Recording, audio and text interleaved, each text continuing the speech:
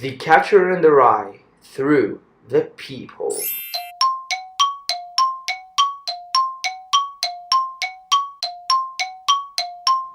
Why do you think Holden isolated himself so much? Was he scared? Holden felt as if everyone was on the right track. Whether they treaded or paraded down this track of this ideal societal track of growing up and accepting that the end point of this track is death, they were still on the track. Whereas Holden was the only one who wished to stay at the starting point, as he feared all the obstacles that lay in front of him. He only focused on the snakes of growing up, which was reaching the end point of death, rather than the ladders that help people evolve and grow into beautiful human beings who experience the array of experiences we're set down on this earth to go through.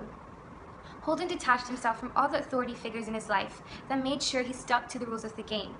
The authority figures being his teachers, principal, friends such as Stradladder, and most importantly his parents, as well as his sister Phoebe. The rules of the game being moving on from the start point to finally reach the end point of death. And this end point comes and greets each player at different points of each person's life. Some people reach their end point much sooner than expected, whereas others' endpoints are delayed and keep unwinding endlessly.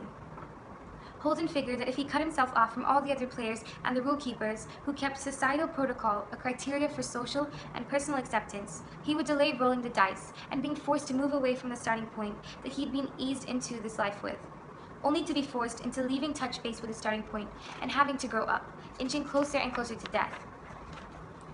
To the events that unfold in the book make you want to change the way you live your life. As mentioned before, Holden didn't want to grow up, as he felt growing up led him closer to death. A superior maneuvering creature that Holden felt trailed behind him and leapt at him throughout the book. Going into depth on Holden's views on death and how he views this inevitable full stop to our lives as a finite aspect, as a finite spirit. It just made me reflect on my perspective of death. My grandmother passed away a year ago after courageously battling with cancer. And though she left in a way we wouldn't have wanted her to, she left with a smile and imprinted her love in our family that we hold on to today. Despite the ups and downs she faced throughout her life, she left not giving up and embraced when the time came. She embraced her passing when the time came. This experience personified death to be something so horrible, yet noble at the same time, as it means accepting that our bodies wear out, but our souls live on forever. Connecting this new outlook that's recently become more apparent to me to Ali's passing, this outlook to Ali's passing, and my own prior perspective on death, I see the common theme of human beings passing with their souls smiling and thanking God for that episode. This makes me want to change my life so that I'm living each and every moment in honor of the last, and in honor of the next, improving my actions and enhancing my love emitted. This book has made me embrace death and accept it so that I die in salvation, accepting my destiny and thanking God for the form my body took and this character that I'm playing right now. What would you do differently to Holden in his situation? All of us have one big fear that daunts us and keeps us up at night, and Holden's big fear is death. I too have had a huge fear that kept me up at night, and I'm so grateful that I've received the help to get over this fear. But either way, this fear cast me under a dark spell, and from this dark spell, from this horrible experience, rather a strengthening experience, I've learned two things from two ways to deal with fear. One is to announce your fear, and the other is to seek help. I say announce your fear because it helps you accept you have it, over solely acknowledging and tolerating it, or in Holden's case, completely shutting it out and denying it, and not even thinking about it, suppressing those thoughts and those fears and those frights. Announcing your fear also tethers you with other people in the world who share the same dark thoughts as you do, making you feel less alone. However, there will be some people who will use your vulnerabilities against you, which is why you have to be selective of who you wish to undress your interior in front of. Though Holden's problems seem to be so internal and personal, speaking about his problems and seeking help would help him in a million ways. It would help him release this burden he carries, because the truth is, a little part of everyone fears death, and so Holden isn't alone, in a world of 7 billion people who could be.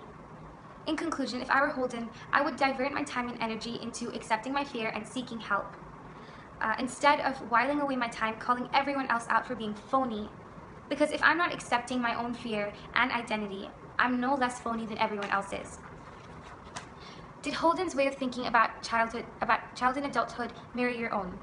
If it isn't, then how so? If it is, then how so? There were similarities and differences between my life and his. In many ways, I too idolized my childhood to be a utopian world that I sometimes wish had just paused itself right there, just like Holden does.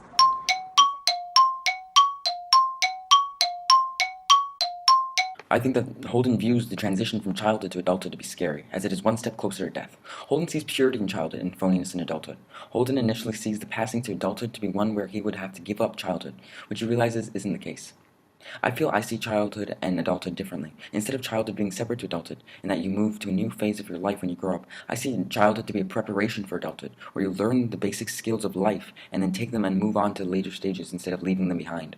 In life, I feel everything just keeps on building as we grow, just like a plot of grass, and by the time we're 90, that plot of grass is filled with buildings and roads and malls.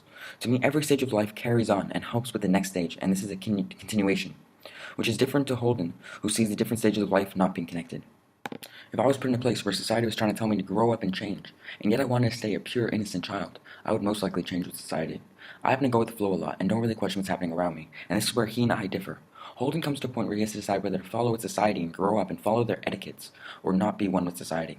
For me, this is a very easy choice, as I don't really mind what happens, and I'm a follower. But for Holden, he had to really think whether he should follow the norm, even though he may have to give up on his past, or to not be part of society. Also, Holden clearly loved his childhood, making it a very hard thing to give up.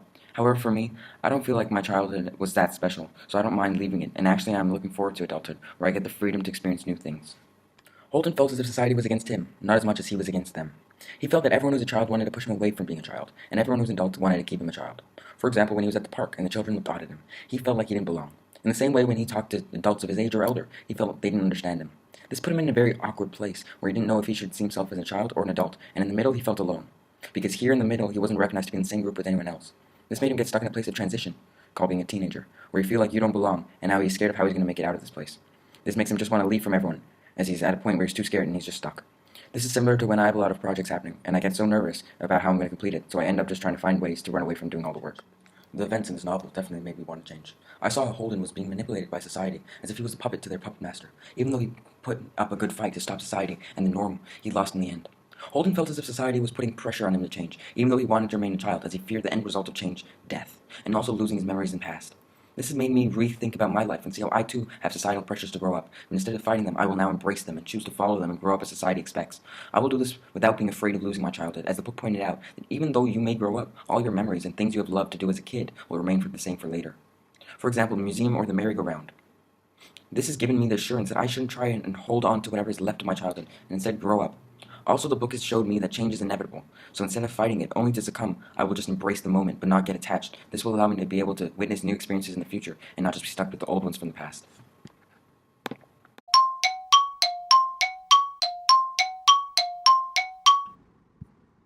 Why do you think Holden isolated himself so much? Was he scared? I think that Holden isolated himself so much because he was avoiding the most crucial phase in our teenager lives. Our transition from childhood to adulthood, our own frozen lake. Holden knew he wasn't ready for this transition, and he was afraid that after the winter was over and the time for this transition was over, he would remain frozen in the lake for the next winter to come. We can relate this to ourselves because we are at this stage and we know this. Therefore, adults which are already past this stage will not be able to relate with it so much because they forgot how it feels. This shapes the way we analyze why Holden was so scared of this specific stage, and allows us to come to the conclusion that he was scared of how he would change after the lake was unfrozen, with himself in it. Finally, he would cross from being a child to arrive at the end and become an adult. Did the events that unfold in the book make you want to change the way you live your life? Looking at how Holden lives his life being frozen in the lake, Looking at how Holden lives his life being frozen in the lake, I feel like I understand better the stage of life which I am at right now. Reading this, I was basically led to understood that us readers, which are the teenagers, are in the same situation as Holden. Frozen in a lake, which when unfrozen, will either lead us to adulthood or leave us at childhood. I now realize that I must not remain in this lake and that I should let it carry me to the unfrozen position of transforming to an adult. What would you do differently to Holden in his situation? Instead of insisting to be my own hunter, my own person with the red cap, and be the only person who can help push myself out of this lake, I would turn to society and accept its help. Having more people in society to help me would result in more red hunting caps to hunt me away from this lake and metaphorically prevent me from freezing in it. Although at the end of the novel, Holden suggested he wasn't going to remain frozen, I still think that if he opened up to more members of society, it would help him reach a position where he was going to easily transform into adulthood and prevent him from almost remaining frozen in the lake. Therefore, I can conclusively say that unlike Holden, I would turn for help and allow myself to be in more convenience and ease whilst passing this obstacle of childhood, the freezing lake, symbolizing the change from childhood to adulthood. Did Holden's way of thinking about childhood and adulthood mirror your own? If it isn't, then how so? Holden's way of thinking about childhood and adulthood is different than mine. Holden is scared of hunting himself past the lake and is afraid to push himself over the boundaries to prevent remaining in the frozen lake. Holden wants to remain frozen, at least in the beginning of the novel. Whilst I'm the complete opposite, this is not directly because of me, however. The reason I'm not willing to stay frozen like Holden was is because I am not the only hunter of myself pushing me over the lake. I have many hunters, many people in red caps in this society because I turn to them or I'm turned toward them. Because I open up to them, the teachers, my school program, my parents, and all my friends all have this cap and push me over the lake, unlike Holden, which don't want to be pushed, and didn't have anyone to push him towards the stage of transforming. Did the events that unfold in the book make you want to change the way you live your life? Reading this book, well, reading this book did not change the way that I live my life, since even though Holden's story is pretty compelling to a lot of people, I feel like it just doesn't relate to me as much. I mean, like Holden, I do have a fear of growing up at times, but I know that I need to. And I've also accepted that each and every moment I'm alive, life's only going to get even harder than it already is.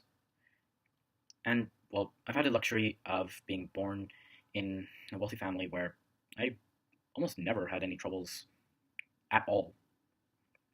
I mean, I always had my sister or my maids to help me with anything, and I got everything I wanted.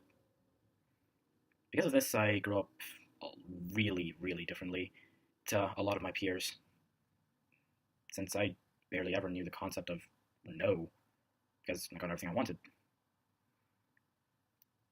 But through my sister leaving for college, I learned that not everything will always stay the same. In fact, nothing will stay the exact same. And when my sister left, that was the first time I didn't get what I wanted. It was the first time that I didn't have any help trying to stop something or get something, since, well, no one really could help. And, well, unlike Holden, I was able to realize that inevitably I will have to change and adapt accordingly whenever something happens. Although, ironically, I don't really feel like I need to change my way of life, since it is weird, indefinitely, and it's probably a lot different to my peers. I mean, it's always been like that. But my life has its own little way of working out, somehow. Although some might think that it's really, really ineffective or even stupid to live life the way that I do. But for me, it's perfect. I mean, I always live my life knowing that something will end. And this helps me accept the new responsibilities given to me each and every day, since I know that those responsibilities will also end. This way of thinking helps me really just be at peace with almost anything that is thrown at me. Okay, so why do you think Holden isolated himself so much? Well, I think that Holden, like a lot of us really, find it pretty difficult to open up to people. This distrust in people even goes all the way to the people that are closest to him. Like many, he fears growing older and having to take on a lot of responsibilities that growing older entitles, like living on your own or something like that. I believe that he thought that everyone wanted to change him. Like, his friends wanted him to get older while he wanted to just stay young, even though he can't, since time. This brings up the dilemma that time itself is not on his side. Well, it's not on anyone's side, really. Things suddenly become more complicated as a result of it being grown up. This overwhelms him since he wasn't prepared, and he feels that his only way to stay young, in his mind at least, is to shut out anyone who wants him to grow up. Which, incidentally, is more or less everyone in his life. I think that he does this because he still doesn't want to accept the amount of responsibilities that adulthood unwillingly brings, making him want to stay young, where everything is much simpler and he doesn't have much responsibilities.